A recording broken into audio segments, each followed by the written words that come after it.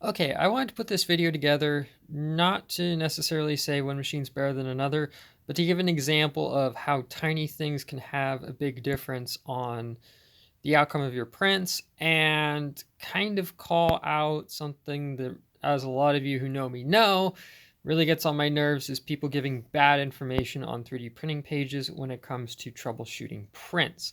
So the other day I was trying to run some prototype prints for my little railcar and loader project that I'm working on, and I kept on running into issues with the prints going bad. And this is just a fuel skid that I also printed up, but as you can see, the print quality on this is just, I mean, it's okay for a stationary model, but I was running into all kinds of issues with the extrusion and the layer bonding, and just it looked like hot garbage. So I was talking to my friend over at GTech, and I was running it in their matte PLA, and she said, well, it is moisture sensitive, and I believe that, but I hadn't really noticed that it sitting out was going to make it that bad.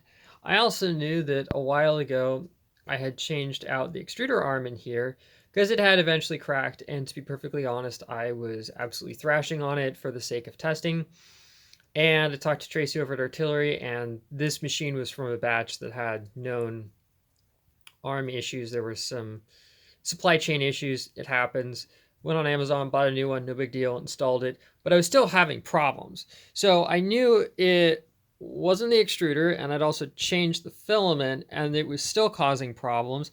So I decided, well, I remember a long time ago, because mind you, this poor printer has sat on the shelf for at least 2 or 3 months since I've used it, because the new X2 came in, some family stuff came up, blah, blah, blah, blah, blah.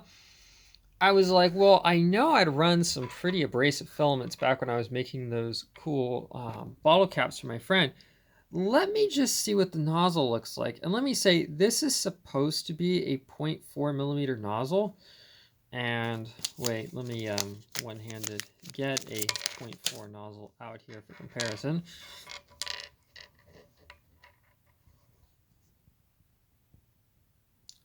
I'll let you guess which one is the one that got absolutely blown out and which one is, whoops, doing a Linus here, and which one is, well, a proper 0.4 nozzle.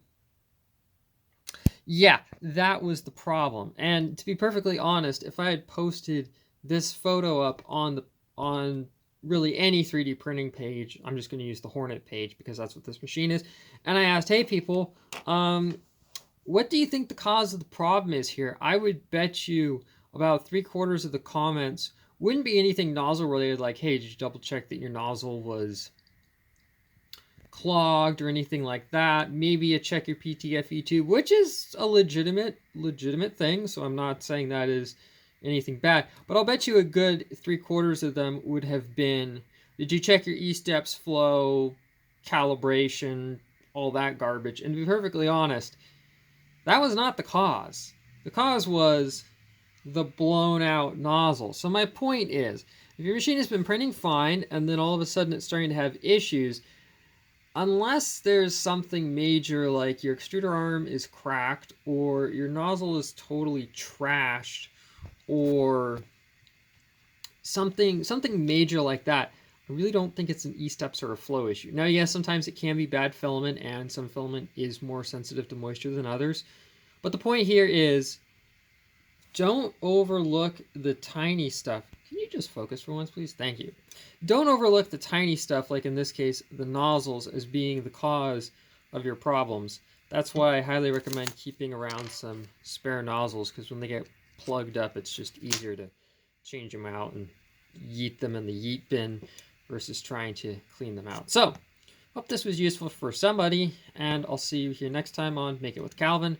Promise, got a video coming soon on these, did you focus, phone? Thank you.